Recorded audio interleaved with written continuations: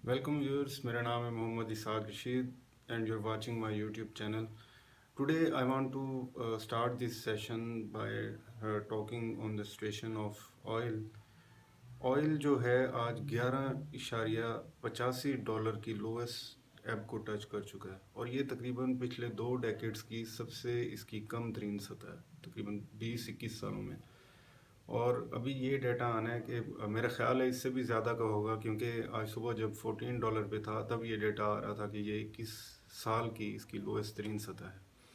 और ये तो ऑयल की बात हो गई. अगर पाकिस्तान स्टॉक एक्सचेंज की बात करें तो today it has added some 700 points जब ये बंद हुई.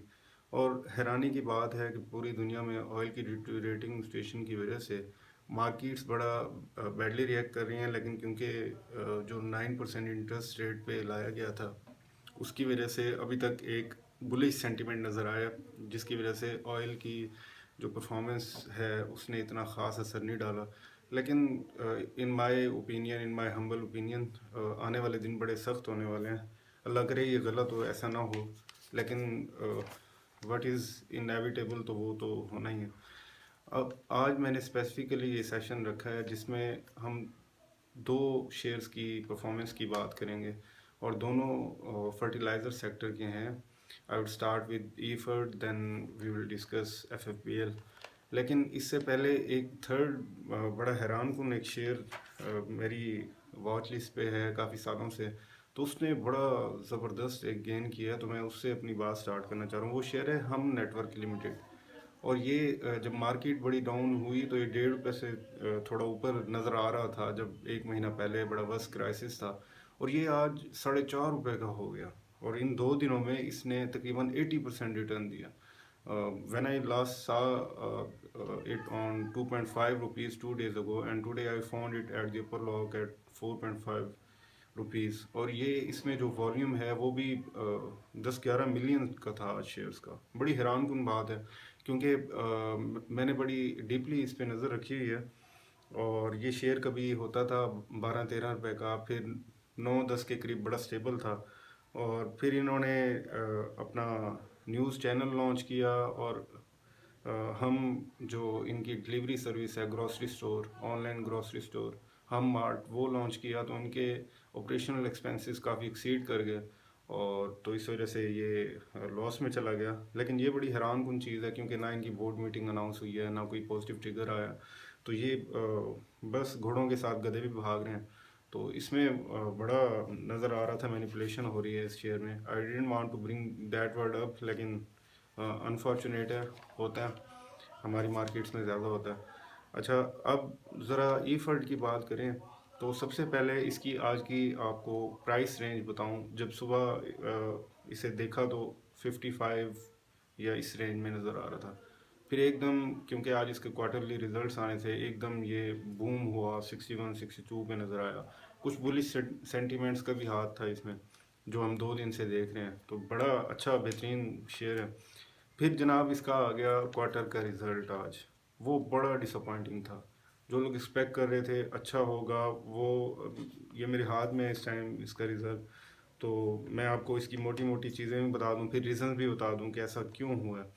तो इसके जो फर्स्ट क्वार्टर है वो इसकी ईपीएस आई है 0.43, जो अर्निंग पर शेयर है, जो कि मैं I always advise you guys to look that figure first. और ये 91% डाउन हो गई है लास्ट ईयर के फर्स्ट क्वार्टर से, 91%. और तब ये थी ₹3 की, अब 0.43, यानी आधे रुपए से भी कम है. अब रीजंस पे अगर आएँ तो सबसे पहली इसकी रीज़न जो है वो है इसकी जो ऑफ टेक है, ईयर ऑन ईयर जो हम सेल की बात करते हैं, वो 62% डाउन हो गई है. और इसके अलावा जो इसका डैप है, डीएपी जिसे हम कहते हैं आम जुबान में, उसकी ट्रेडिंग मार्जिन्स भी कम हो गए इनके, इनकी कॉस्ट बढ़ गई है काफ़ी ज़्यादा. और थर्ड रीज़न इसकी जो है वो है जो अदर इनकम इनकी आ रही थी हर साल, और फर्स्ट क्वार्टर में ख़ास तौर पे काफ़ी आ रही थी, वो रिड्यूस हो गई है. और इसकी लास्ट रीज़न जो मैं आपको बताऊं वो उसके साथ I am sure you all would be very familiar, वो इनकी फाइनेंस कॉस्ट, ये जो 13% पे नज़र आ रही थी, तो उसका अब रिज़ल्ट आ रहा है.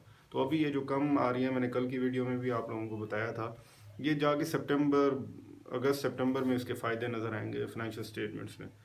तो अभी मैं आप लोगों को बार बार यही एडवाइस कर रहा हूँ पिछली कई वीडियोस में कि जब ऑफ टेक करने का टाइम है अपने शेयर्स को, सॉरी ऑफलोड करने का टाइम है, तब बाय ना करें। अब मार्केट 2-3 दिन बुलिश रही है तो अब आप कहीं इमोशंस में आके शेयर्स बाय ना करना स्टार्ट कर दें, क्योंकि बड़े बुरे रिजल्ट्स आ रहे हैं बहुत सारी कंपनीज के, कई के अच्छे भी आ रहे हैं। तो ऐसे ना हो कि जब सेल करने का टाइम हो आप तब बाय कर रहे हैं और फिर स्टक हो जाएं, फिर कहें स्टॉक मार्केट तो है ही जुआ। तो अपनी स्ट्रेटजीज को आप ज़रा इनका स्टॉक लें और बड़ी नॉर्मल और प्लेन देखें पिक्चर को, बड़ी क्लियर फिर आपकी स्ट्रेटजीज हो जाएंगी। अब आते हैं without wasting any more time FFBL की तरफ।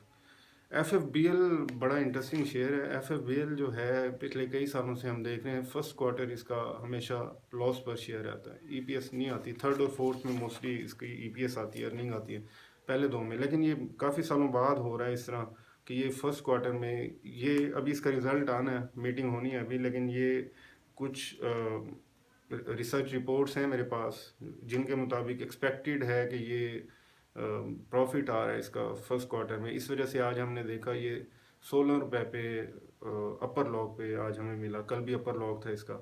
अब मैं थोड़ा बताता चलूँ कि जब 1 महीने पहले मार्केट बुरी तरह से पिट रही थी तो I advised everyone to buy FFBL among other shares.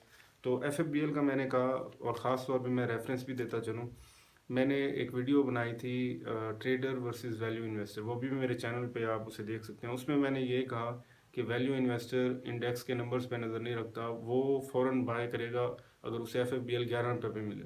तो उस वक्त 11 रुपये मिल रहा था FFBL उस दिन, तो जिसने वो बाय किया तो 50% उसने 1 महीने में कमा लिया होगा। आई एम श्योर लोगों ने किए भी हैं, मैंने भी थोड़े लिए थे। इसके अलावा जो इसकी फर्स्ट क्वार्टर की EPS है, इस बार EPS आ रही है फॉर्चुनेटली, ये 0.44 है, 44 पैसे आ रही है। और पिछले साल के फर्स्ट क्वार्टर में ये 2 रुपये लॉस था, LPS थी, लॉस पर शेयर 2 रुपये की। अब इसकी भी जहाँ बाकी रीजंस पे बात की, ईफर्ड की बात करी, तो इसकी भी थोड़ी बात कर लेते हैं। सबसे पहले रीज़न ये है इसकी ईयर ऑन ईयर जो ऑफ टेक है वो 170% बढ़ गई है। और दूसरी जो मेन बड़ी रीज़न है वो GIDC की एलिमिनेशन है, जो गैस इंफ्रास्ट्रक्चर डेवलपमेंट सेस थी, वो उसकी जो एलिमिनेशन हुई है उस वजह से 25% का फ़र्क आ रहा है इसके फर्स्ट क्वार्टर में, उसका फ़र्क पड़ रहा है और इनको बड़ा प्रॉफिट हो रहा है। आल्दो ये सारा कुछ फाइनेंस कॉस्ट निकाल के है जो कि इतनी ज़्यादा थी जिसकी वजह से ये कंपनी मुसलसल लॉस में थी। तो आप इमेजिन करें जब ये फाइनेंस कॉस्ट इसकी अब 9% के हिसाब से आने वाले क्वार्टर्स में होगी, तो आई होप तब भी ये बड़े प्रॉफिट में होगी ये कंपनी। बड़ी अच्छी कंपनी है ये, ऑपरेशंस बड़े स्मूथ और अच्छे हैं इनके, और इनकी FPCL जो फौजी पावर कंपनी लिमिटेड है वो भी मुसलसल प्रॉफिट में। इसको जस्ट फौजी मेड लिमिटेड और फौजी फूड्स ने ड्रैग किया हुआ है पीछे। और ये दो शेयर्स थे जो मैं आज आप लोगों के साथ डिस्कस करना चाहता था। अब FFC के बारे में लोग पूछ रहे थे कि FFC क्यों फ्लाई कर रहा है इतना ऊपर, तो उसके पीछे एक तो डिविडेंड उसकी जो हर क्वार्टर में देने की है वो है ईफर्ड, जबकि 3 क्वार्टर्स में नॉर्मली देता है, फर्स्ट क्वार्टर में नहीं देता। और अब तो बिल्कुल भी अनाउंस भी नहीं हुआ, देना बनता भी नहीं था इतने लॉस में। अच्छा, FFC एक तो डिविडेंड देता है, दूसरा ये FFBL और ये सारी कंपनीज उसकी सब्सिडरीज हैं, तो सब्सिडीज होने की वजह से इनके प्रॉफिट भी उसकी फाइनेंशियल स्टेटमेंट्स में शो होते हैं। तो एक पॉजिटिव सेंटीमेंट ये भी था FFC के ऊपर जाने में। अगर इसके अलावा बात करें तो मैंने जब लास्ट ईयर जब से वीडियोस बनानी स्टार्ट की, तो मुझे अभी भी याद है इनमें फर्स्ट वीडियो मैंने एक रेफरेंस भी दिया था नोएम चॉम्स्की की बुक का, ऑल द वर्ल्ड वर्क्स। उसमें मैंने ये बताया था, और तब कोई रिसेशन वगैरह और ये ऑयल की और कोरोना वायरस की बात ही नहीं थी। मैंने तभी आप लोगों को एक अपनी हम्बल ओपिनियन दी थी कि पूरी दुनिया में दो बिजनेस ऐसे हैं जिनको हर कंट्री की गवर्नमेंट की सपोर्ट होती है। सबसे पहला मैंने आपको बैंक्स बताए थे, तो बैंक्स के साथ साथ आपको बताता भी जाऊँ, बैंक्स में आप BOP और बैंक अल्फला बड़ा नीचे ट्रेड कर रहे हैं, थोड़ा और वेट कर लें। अगर आपको बैंक अल्फला 30 के नीचे और BOP आई एम श्योर 8 रुपये से नीचे अगर मिल जाए आपको, जब मार्केट मार खा रही हो, फिट रही हो, तब ज़रूर बाय कीजिएगा। अच्छा, दूसरा मैंने बताया था बिग कॉन्ग्लोमरेट्स, उसमें मैंने नाम भी लिए थे, एफएफसी का भी नाम लिया था, एंग्रो का भी नाम लिया था। आज दोनों, और एंग्रो तो उसका अपर लॉक तो टूटा ही नहीं है आज, 316 रुपये में हमने देखा। और ये बड़ा एक्सपोनेंशियल ग्रोथ देखी है हमने। आगे भी डिविडेंड्स भी एफएफसी का भी तकरीबन 10-12 रुपये में भी बढ़ भी जाए आगे, नज़र आ रहा है। क्योंकि अब जो इसकी प्रोजेक्टेड प्राइस आ रही है वो 140-50 रुपये लोग बता रहे हैं कि अगले 1 साल में होगी। लेकिन मैं आपको एडवाइस करूं, ये आज 107-8 रुपये पे था, इस रेट पे मैं अपनी बात करूं तो मैं बाय नहीं करूंगा। मैं 100 से नीचे ट्राई करूंगा। लेकिन आप लोगों ने, अगर आपको रीज़नेबल ये लग रहा है तो आप ले लें, या ना लें तो 140 पे चला जाए, फिर आप कहें ले लेना चाहिए था, तो ये आपकी अपनी चॉइस है। I wouldn't buy it at that level. तो उसके बाद जो है, इसी तरह एंग्रो कॉरपोरेशन है, ये भी बड़ी अच्छी कंपनी है, और डिविडेंड पेइंग कोशिश करें स्टॉक खरीदें। अगर आपने थोड़े वो गधे खरीदने हैं जो घोड़ों के साथ अच्छी उसमें भाग सकें, फिर हम नेटवर्क का वेट कर लें, ज़रा नीचे आ जाए, आपको 3 रुपये से नीचे मिल जाए अगर, या 3 रुपये की रेंज में, अच्छा है। के इलेक्ट्रिक बड़ा ज़बरदस्त है। लेकिन नीचे शेयर उठाने का मकसद ये नहीं होता कि हमारी कोई इमोशनल बॉन्डिंग होती है उसके साथ, किसी कंपनी के साथ। जो लोग इमोशनल बॉन्डिंग बना लेते हैं वो फिर मार खाते हैं। जो बेसिक, जो रीज़न डेटर होता है, जो मेन पर्पस होता है, वो होता ही प्रॉफिट कमाना है। तो आप कोशिश किया करें कि बाइंग में प्रॉफिट कमाएं।